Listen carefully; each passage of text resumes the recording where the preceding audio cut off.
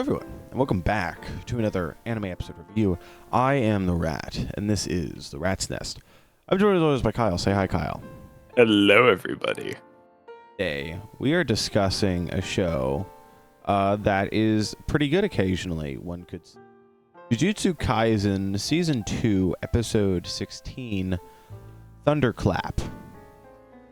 A little bit of a good episode. I enjoyed a thing or two about it, you could say. Just a smidge. Just a tiny little smidge. Nothing crazy here. Not like it's peak JJK animated content or anything. Dude, JJK is washed and Map is an awful studio. I don't know what you're talking about, honestly. Yeah, it's not like they released back to back bangers after bangers in their episodes and had like one episode that was, slightly less good than the others, and everyone looks at that one episode and says, "Oh, this show is washed" or anything. It's not like that. No, dude, you don't understand, bro. That was like an average episode. Like it wasn't like you don't understand. It wasn't like generationally animated. So his legs didn't move. He stood there. He didn't walk. They didn't give the narration to Toji, except for when they did in the next episode. They didn't do it. Except for when they did. No, but it sucks. But Mappa sucks and it's washed. So, today's episode was kind of a little bit good. Obviously, there were two halves, right? We got to see Toji, and then we got to see my goat. Gawk. Glaze. We were going in the episode, and I told Brandon, you better start like puckering up and like practicing, because you're about to be glazing all over Sukuna in this. I glaze him so well. I told Kyle this because I was thinking about it earlier. I was like, who is my favorite Jujutsu Kaisen character? By the way, spoilers for the manga. I don't know what we'll talk about, but we're not gonna hold back. So I know what we're gonna talk about for the manga. So I was like, who is my favorite Jujutsu Kaisen character? And then I was like, I think at this point I've glazed Sukuna so much ironically that he's unironically my favorite character. So so my glazing of Sukuna is now completely unironic. He is the GOAT, and he beat the chopped one himself. And he beat the other chopped one this episode. Mm-hmm. Well, no, this one was just stand proud, you're strong. So this was strong. He said you are strong. That's his name. So, Kyle, would you like to walk us through Toji? Yeah, let's hit it. So we basically have a continuation of the last episode where Toji. Wait, so what happened at the very, very beginning of the episode? Okay, well, there was something that happened like before the cut. Anyway, so Megami is just trying his little itty bitty heart out, but it does not matter because everything he does or comes up with or cooks up some sort of whatever scheme, Toji is just infinitely faster and is not fazed by any of it at all. Like one of my the sequence that we went back, we rewound it because it was really funny. Is so after he escapes them in like the main part of the city, he pulls out like his rabbit summons and they go into a warehouse.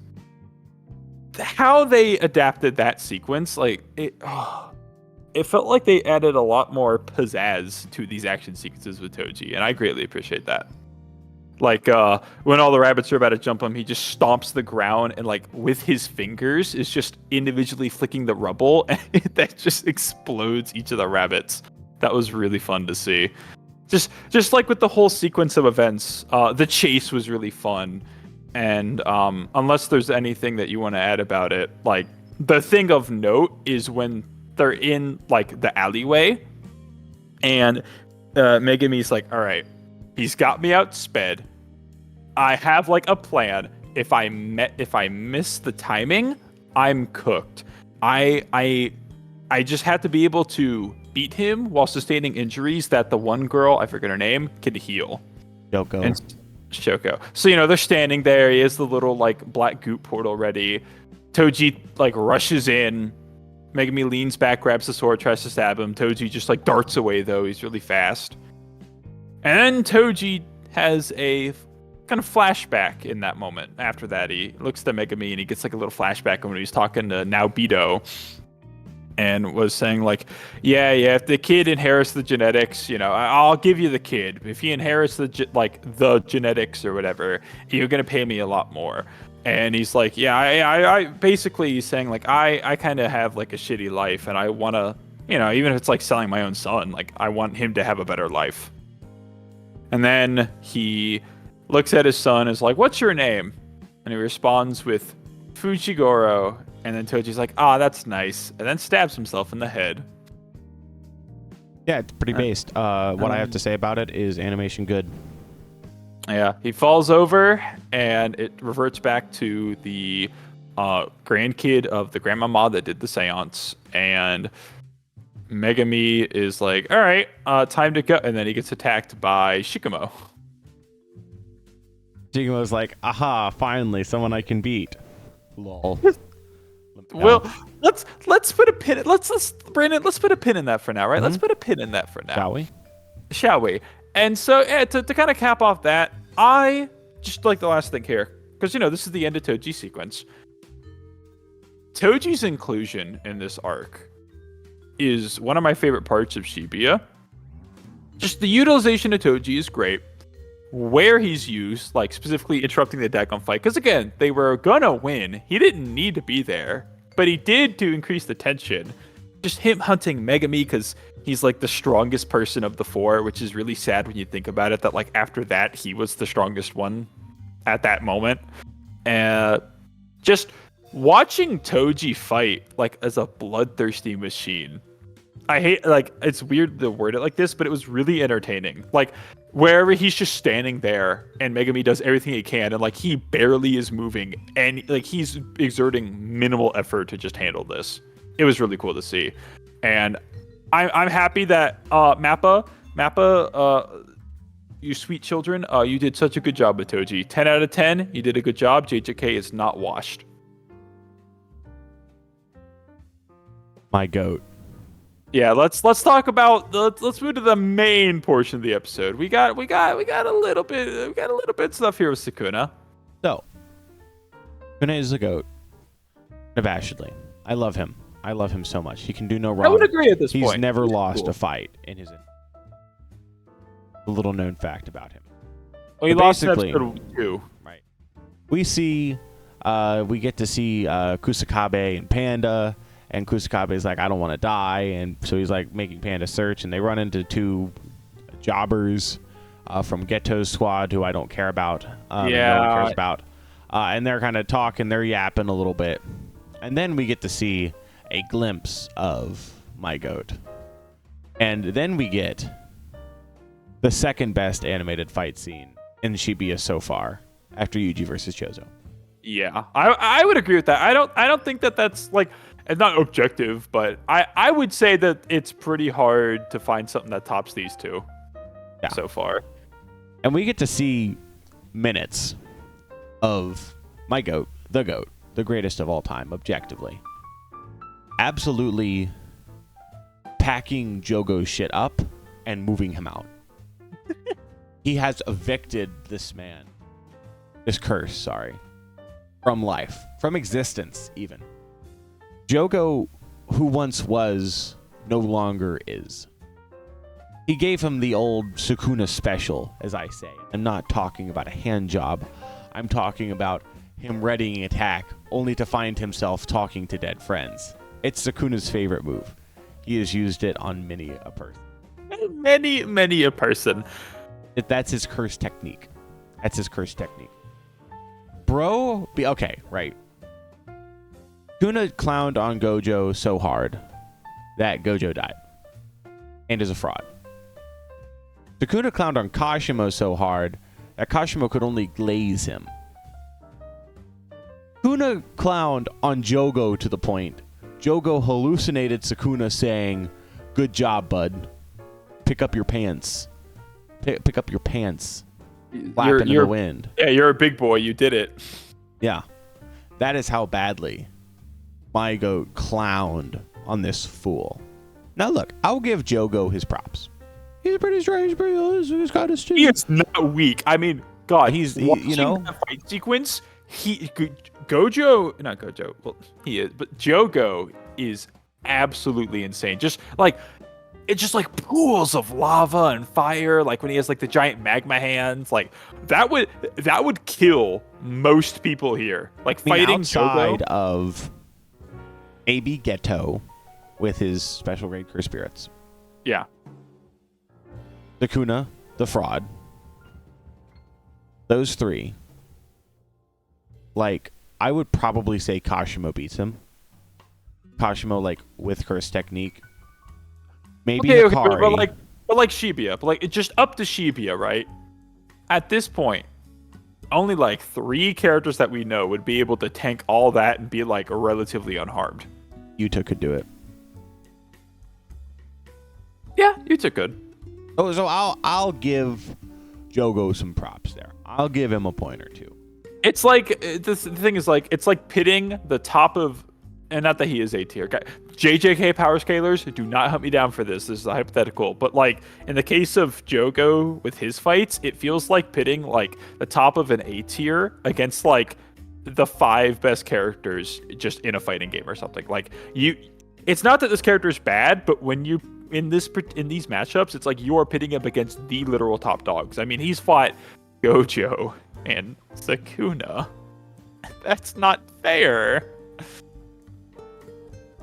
Didn't fight. He ran from Toji though, because he's scared of him. Did you see that? Jogo is a fraud. Jogo is a fraud. Did you see where I sent you that on Twitter, where it's like him like hiding behind a wall and with the caption of Jogo waiting for Toji to leave before he can jump the others? Yeah. He's strong, but he's not as strong as Sukuna. To the point where Sukuna even says, try me, says square, open, pulls out fire, flames his ass. Aigo can do whatever he wants. I mean, he can. This is, I'm in the camp of thinking this is his curse technique. This is the only time we've seen his curse technique. I was extremely happy with the adaptation. Obviously, the animation was absolutely phenomenal. I loved the part where he just randomly jumped in on the people that were just chilling, Kusakabe and Panda, and was like, nope, no one's moving. We're playing a game of chicken. And everyone was like, yeah, no, I guess we are. I mean, what are you gonna do? Say no? It's like with the Yujiro. What are you gonna like? If you say no, you're just like the strength that Sukuna has, right? And like learning more about his character later on. I like the type of strength and like the ideals that characters like Sukuna have, because it's like, I'm strong. I can do whatever I want. Like you guys, because he, what is it? In the hallucination, I know this isn't like technically Sukuna, but like in the hallucination, hallucination Sukuna is like, well, you guys want to replace humans, not become them, but replace them. But like, what would be the point? You would just like basically take over their spot and have the same problems. Like, yeah. Sukuna is just strong and wants to do and can do whatever he wants because he's strong. Yeah, and what he wants to do is chill. Big chill. He just lets his intrusive thoughts win. He just saw those people and it's like, it'd be funny if when this guy poses meteor, no one was allowed to move. And he just like quickly warps over there. It's like, hey guys, no one move or else you're dead. And it was pretty darn funny. It's pretty funny when he does that. Yeah, Sukuna's an evil, malicious little man, and I like him. He's a good character. Is that the end of your glazing of him? Gawk, gawk, gawk. Yeah, I mean, we also get the scene of him meeting Uraume. Uraume, yeah. Ume. That's the thing with this episode. With like between the Toji stuff and this stuff, I mean, minimal story content happens, which I think is fine. It's a lot of action. Wow. You're just whining. You want some cheese? You want some cheese with that wine? Oh my gosh. What the hell? What are you saying fuck me for? What'd I do? Whining, bro. You're such a little whiner, honestly, bro. I'm providing critical feedback of the episode. I didn't say it's bad. I'm providing critical feedback of you. No, stop it. That's not very nice. I don't like that. I have the random soundboard here. Do what I want with it. Okay. But anyway. Unless there's anything else you'd like to say, I think we've reached the point in the episode where it's time. It's time to talk about the elephant in the room. I'm so ready for next week's episode. If guys, next week's episode, might already, like, I'm gonna make the call. It might already be my favorite episode of JJK. I love the cliffhanger that they got us, or that they gave us, because for anime onlys, like, they won't know. You know, anime onlys would be like, what is this? And for manga fans, it's like, it's time. Oh yeah, baby. A triple. Dude, we get to see Maharaga. I am so ready for Maharaga. Me when Maharaga. Just the cliffhanger with Maharaga was really funny, and I cannot wait. I wish I had more to say, but just like I'm gushing about it. I am so excited. If this is how good they did with Jogo versus Sukuna, imagine how it's gonna be next episode. It's gonna be insane.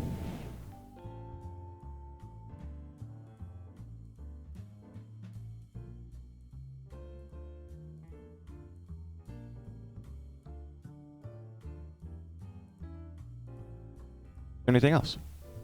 Especially what? Hello? You cut out. I didn't hear what you said. Oh well. Is there anything else? Is there anything else? I was just saying it was peak. Oh, I heard Yuji versus Mahito, which that'll also be really good. Yeah, no, next episode's gonna rock the house. This episode though, you know, this was a really good episode. I am happy that we live in a world where Shibuya has a fantastic adaptation, despite what anti-JJK agenda pushers might try to say. One or two lesser quality episodes does not negate the rest of the quality that they have delivered onto us with Shibuya, and I am thankful. Like, just watching that fight with like Jogo versus Sukuna, I was thinking to myself, like, isn't it just great that this is where anime is at this point? That like you could just have cool shit like this. No, I think sometimes it's important to sit down and especially because, like, looking at it, right, like back in the day, right, whenever it was coming out, every once in a while I just sat down and just appreciated, like, this is where we are.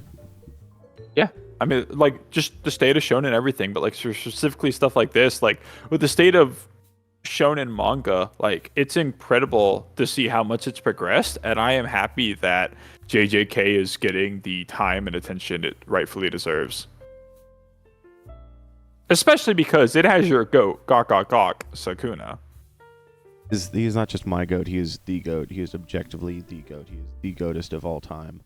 No one can out-goat him. Michael Jordan knew. I actually unironically dislike Michael Jordan, despite I have to, since I'm a Utah Jazz fan. It's just, it comes as part of the package. Just like as a Sukuna fan, Well, I like Gojo and Sukuna, so. Yeah, well, you're also a centrist, so your opinion. Whoa. Not cool. Yeah, that's a very centrist thing to say. Vote I in an like election. both. I like both. An election. Centrist. Just do nothing. Well, if you're this far in the episode, then obviously there's something you like, so make sure to like, subscribe, and comment telling us what your favorite part of this episode was. Thank you all for watching. We certainly hope you all enjoyed it. We'll see you all next time. Bye-bye. Bye.